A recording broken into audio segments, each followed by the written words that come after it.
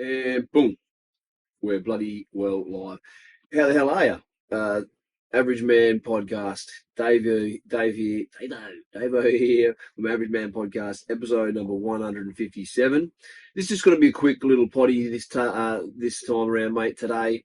Because I've been out camping this weekend, so I was sort of getting a bit of gear ready on Friday night, and we took off on Saturday morning. It's now Sunday afternoon. I haven't had much prep time, but I just wanted to hit this one today because I want to keep the consistency up. So even if it's going to be a quick little, 20 minutes of power or something like that, then I think that's just worth doing it to keep the reps up, man. Because it's personal win for me if I can keep on top of the week by week schedule for the rest of the year. It's kind of hard to do. I won't be able to do it all the time, but I had time to fit it in today, so here we bloody well. Yeah, I did go out camping last night. Went out with my son and one of his mates and my brother. It was good. Good to get out of town. It's the first camping trip for me for the year, and it's kind of easy going away with just the boys. We slept in swags. I had my own swag. Shady and his mate had their swag. The kids' swag that they shared. Dog slept in with me. Dusty little muppet that she was. And no, it was good. It was good, mate. And we went out to the Grey River Camp, which is about, I don't know, hour and a half, 2 hours out of town. There's still water there, which is nice. It was pretty windy around town this weekend, as anyone who's in or from Headland would know.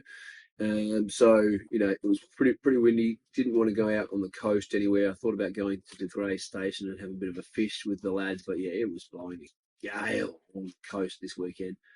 So we went inland instead to a waterhole. Still windy inland, but we had shelter. We were camped in amongst some trees and a little bit of a nook, and had access to the water there. Water was cold. I wasn't going in, but the lads went in. The boys went in for a splash around and a paddle, which was cool, man. And this fella, this little kid that came out with my son this weekend, Ove, he's a little Islander fella and a real outdoorsy kid, which is why one of the reasons why that friendship's really great. Because Shady, anyone that knows my boy knows that he's like he's a couch potato. If he's left to his own devices, he loves video games and watching movies and drawing, and he loves hanging out inside. And this year's been a real big improvement for him as far as making friends that get him out and about, outside on the scooter and the bikes and climbing trees and rocking around and down on the beach. And so it was good to get one of his little outdoor friends out camping with us who got him into dirty, got him out in the bushes and got him going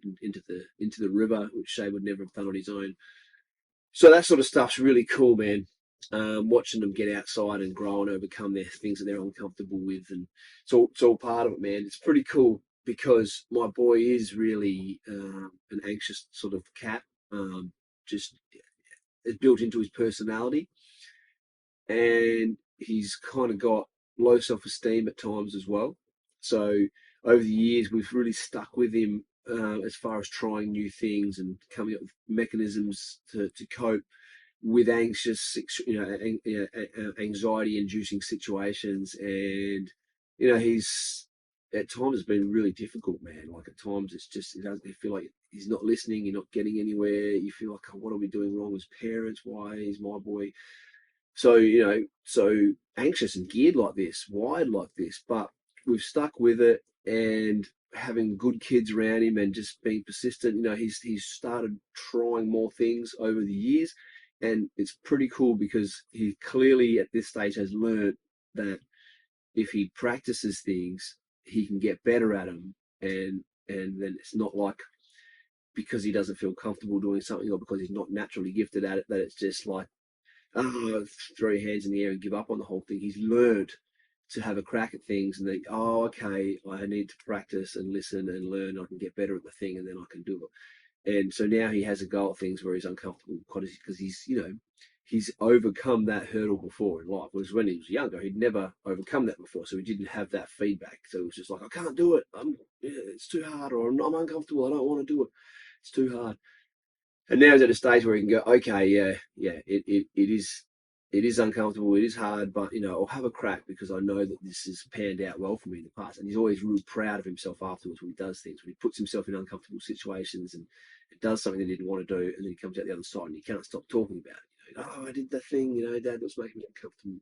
It's cool watching that pan out and watching the development of a little human over the course of their life, where he clearly knows now that he can work on things and get better. That's cool. Righto. Sorry, just had to whip the old singlet off. I've got no aircon in here at the moment in the van. It's getting a bit stuffy. It's not really a great place for the podcast in summer. I get the aircon cranking to cool the van down before I start the podcast, but I've got to turn it off when I start because it's right above me and you can hear it in the background, which is it's no good. And I didn't have it on for long enough today, so a bit more gonna happen these right now.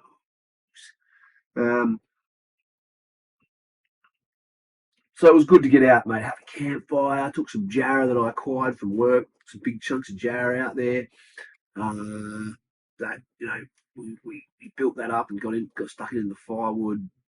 It was a dusty old campsite, but there was big grassy patches around on the riverbank and stuff. Just like where we were specifically was a bit of a dust patch, so everything gets covered in dust. Your feet, your hands, the clothes, everything you put on the floor was covered in dust. The dog was covered in dust. The boys were covered in dust. And I guess that's camping in the Pilbara. Hey, it's all sort of part and parcel. But it was good to get out and just giving the boy those experiences.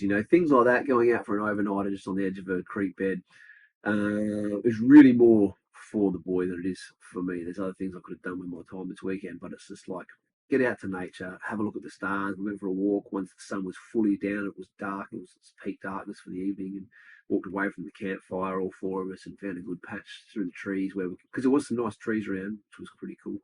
Found a patch through the trees where we could look up and look at the stars, look at the Milky Way, and talk to the boys about stars and space and stuff for 10 minutes or so, which was pretty cool as well. Because a lot of times people have never really had a good look at the stars. You don't see them when you're in town. You don't see them generally. You look up and see a few little speckles up in the sky. You go out in the middle of nowhere. You get away from the light source. You get a clear night with no clouds. You look up. It's just a spread, full spread. It's pretty cool. My brother knows a bit about space and what stars are probably what. Some of the prominent ones, and we're looking at constellations and talking about what the Milky Way is and the fact that we're in this galaxy and we're out on one of the edge of little arms of the galaxy and we're looking back through the rest of the galaxy and what that milky sort of cloudy appearance actually is, and it's just cool to have the boys get out and have those experiences, which was fun. Next stop for us will be the Heady Cup long weekend. We'll go out to Karijini in the van, me and the missus, and my daughter and son. We'll all go out to Karijini for the weekend. I haven't been the kids have never been. They've seen it on YouTube videos, trip in a van videos. But it's been 10 years since me and Ems have been there. It would have been a good 10 years. We had a friend, a good friend of mine growing up, Brooksy, Mad Dog Brooksy, who that was probably 10 years ago. So maybe it might have been 11 years since I've been to Karijini, but it would have been 10 years ago. He fell down Joffrey's Gorge out there at Karijini, fell to his death. He was about 28 years old, I think. It was pretty, and I didn't really want to go back there for a little while after that. And then we had the kids, and the kids were too young. It was an awkward age. And now, it's all come together again. It's our last year here. There's a few things we want to tick off that bucket list, and taking the kids to Karijini while we're so close and while they're a good age for it is on the list for this year. That thing with my mate Brooksy, he was a crazy dude, man. Like he really was. He was just a lovable larrikin. He was a bogan, but just a real top guy in his core. Good guy, man. And it was quite funny because I took Brooksy to a lot of different places. I went to a private high school. Most of my friends didn't. They went to the real shithole, Clarkson High, and there were a real bunch of misfits and bogans and little skater boys, and from rough backgrounds and broken families, and all that kind of shit. And they were the kind of dudes that I hung out with. And then I went to this private school, so I had different groups of friends. I had the rich kids from the private school as well. We go to parties with them on the weekend, and I'd bring the guys from Queens out and about, these roughnecks.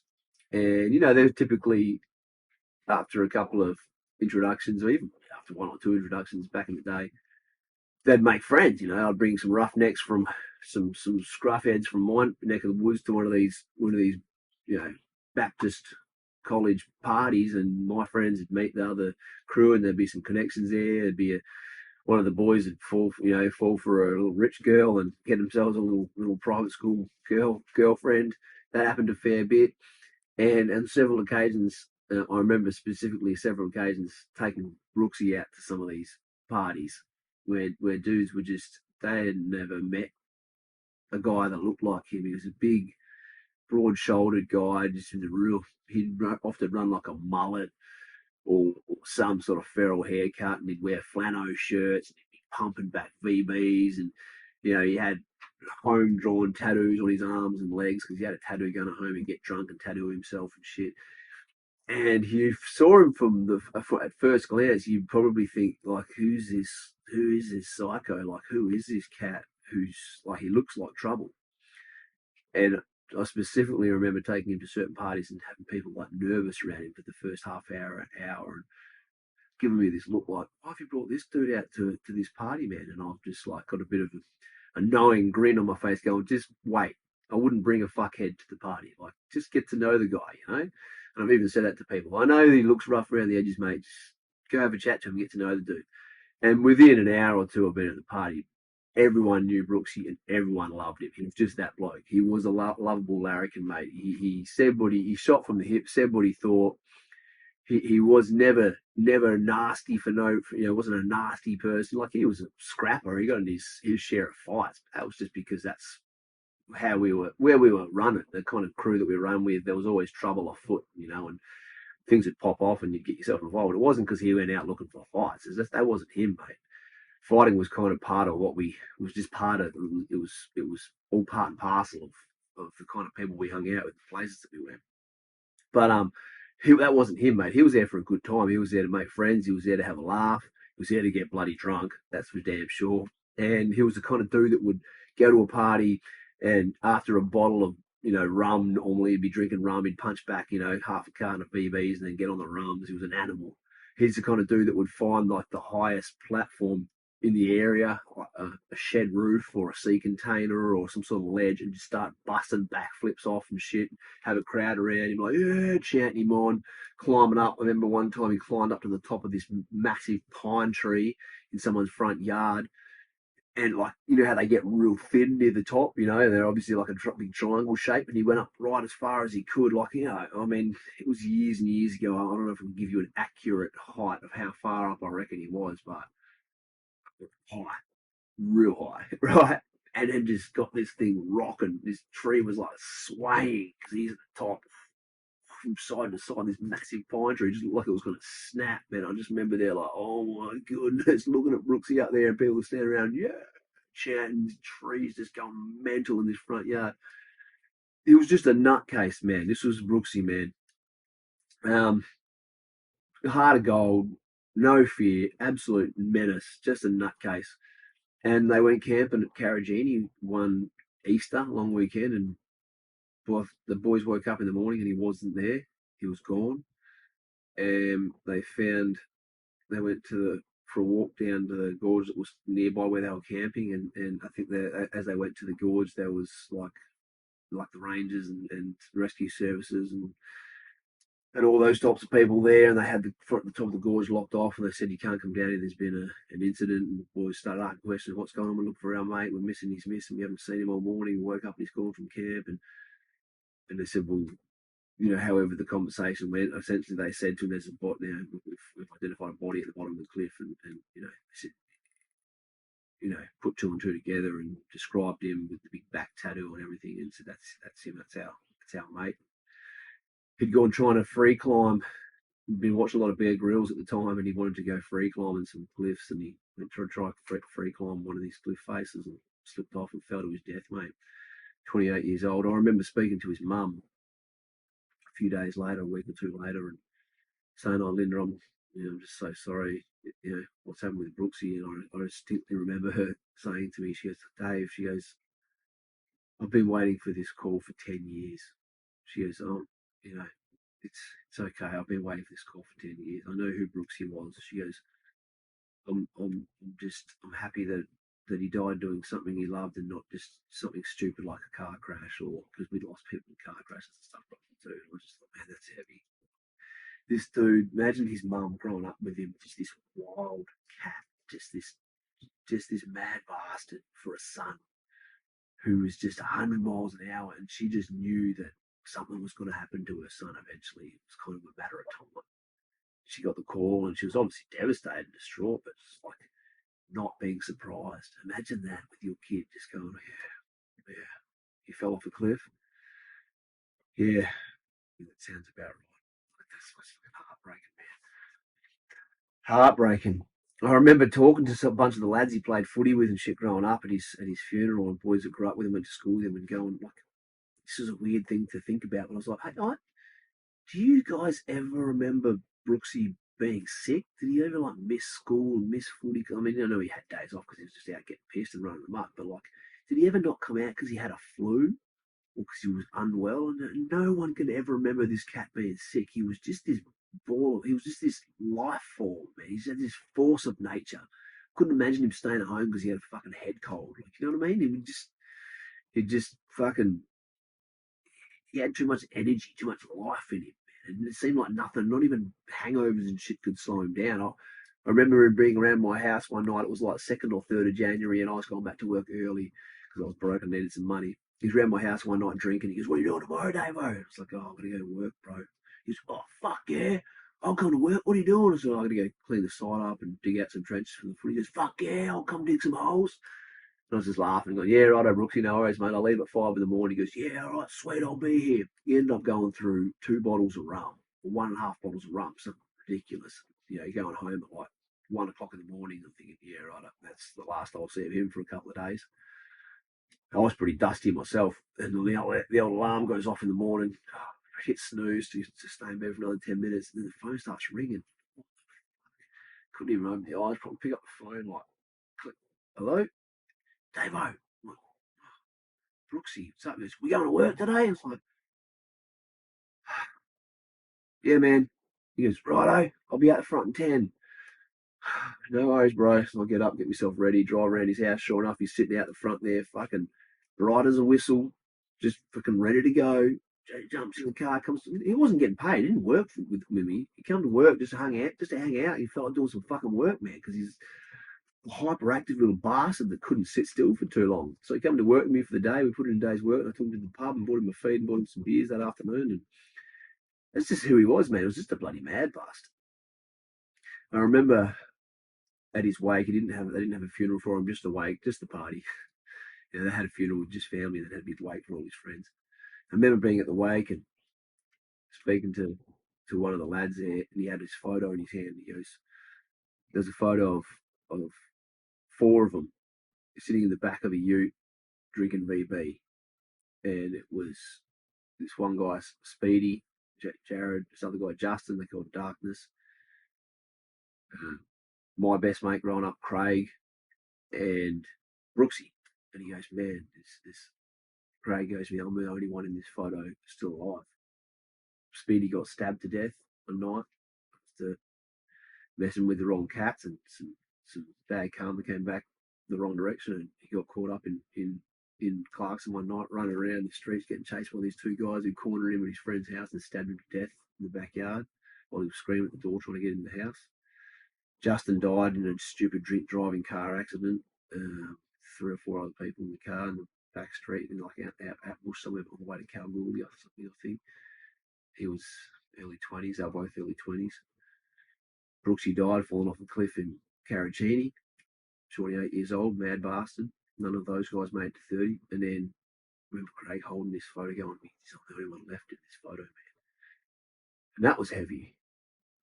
And then fast forward a few years later, maybe 3 or 4 years later, maybe 5 years later, and I was at Craig's funeral. He got stabbed to death as well by a junkie at his loser mate's house in Marrowa over a stupid argument. Went to fight some guy at the front of this house, and this little junkie. We went to fight this little junkie guy at the front of some guy's house over some stupid bullshit. This guy got a kitchen knife and out the front, stabbed him multiple times, fucking bled out, and fucking in his brother's arms out the front of this shithole house in Marrowa. And then I saw his girlfriend at the funeral, and she had the photo. She has got this photo that Craig kept because he was the only one left in the photo out of the 4 people. And it's like, and he's now all dead. These 4 cats, only one of them made it to 30, all fucking dead, stupid deaths. 2 of them stabbed to death, one in a car crash, one fell off a cliff. These are the cats I grew up with, man. It was like that was a real defining moment. Not defining moment for me, I'd already made choices. That was real. That moment was really confirmed a lot of the life choices I'd made over the last 10 years leading up to that point, because I left where I grew up with, where I was explaining to you before, Quinns Rocks, a bunch of roughnecks, scruffheads, just, bogan Aussie blokes getting in trouble, running amok, getting pissed, getting on into drugs, all sorts of other shit, and it just started getting deeper and deeper and darker as we got older. And I'd got myself in a situation I didn't want to be in when we first left in 2011. I got married and we hightailed out of there to get away from that life. I could see where it was going, and I could see that I couldn't get myself out of that life being there. So we just fucking left town, moved up to Port Hedland, and started to turn things around. There was a few other defining moments for me that I can talk about at another time that really helped me make the right decisions to leave all that life behind me. But I lost my friends doing that. Became estranged from Craig, who I just spoke about, who was my best mate for a long time. Me, him, and another fellow, Daniel. We were the three of us were best friends for a long time. We were closer than brothers. And some of the decisions I made and some of the decisions he made sent us in different directions, and we were estranged at the end there. I remember the last time I saw Craig, he was hanging out with some fucking losers, junky looking guys at the shopping centre, and I walked past him and I saw him. I was just down visiting from up here in Hedland, and I saw him, and I ducked off down a different route because I didn't want to see him. I didn't want to see him and have to have some awkward conversation with him that would make me sad because he was looking like, unhealthy and hanging out with losers and shit. That was real sad to me. And then the next time, next thing I hear, he's been stabbed to death on Boxing Day. Had an argument with his brother or with someone in the family at Christmas Day, and they fucked off and went around to one of their Darrow loser mates' houses. And on Boxing Day, he got stabbed to death by a piece of shit loser out the front. It's this kind of confirmation moment to me. I was like, this is why I made decisions to change my life and move in a direction. I had to make a lot of sacrifices doing that. Left a lot of friendships behind, and that was really hard, mate. But that's like, this is why. This is why all these young guys are dead. A lot of these young guys are dead, man. And a lot of the ones that aren't dead just still have no direction in life, man. These cats that I grew up was just as bad as everyone else. I didn't have a plan. I didn't have a grand scheme. I wasn't smarter than anyone else. I was just another little Darrow, pothead, Quinns feral running amok with everyone. But at some point, you start making a few little decisions here and here that send you on a slightly different course, and then you can see, there's some better decisions down this road, and you start making more choices, hanging out with more higher quality people. They're not high quality people, but people who are making better choices with their lives. And then, one thing leads to another, and 10, 15 years later, I'm here with a family and a good job and a good career and money behind me and goals and dreams and hopes, and really trying to become the best person I can in life. And the people I hung out with, people I call best friends, and a lot of them are fucking dead, and a lot of them are just in the same boat they were in when I left them, just doing fucking nothing, getting pissed, getting fucking fucked up on drugs, spending all their money, working shit jobs, just their bodies are deteriorating. We're in our 40s nearly now. We're in our 30s and late 30s, and just watch these kids, these guys just fucking destroy their lives, man. That's one reason why I'm kind of passionate about trying to help younger cats who I meet through work and stuff make some good decisions in life, because you see them, they're young and they're vibrant, they're full of so much life. And you see the decisions that they're making, and it's all fun and games when you're 22, 23, 24. You just bounce back from every fucking encounter that you have. But if you don't start making better decisions at some point in time, they start to wear on you. They wear on your mentality. More losses make you start feeling like a loser. They wear on your body. More hangovers, more come downs, start taking away from your energy, from your life source, from your health. You know, more friends help keep you stuck in a cycle where you're making poor decisions, and it's something I'm kind of passionate about, man. Just with me, I guess I always want to try and lead by example, and I certainly haven't been in.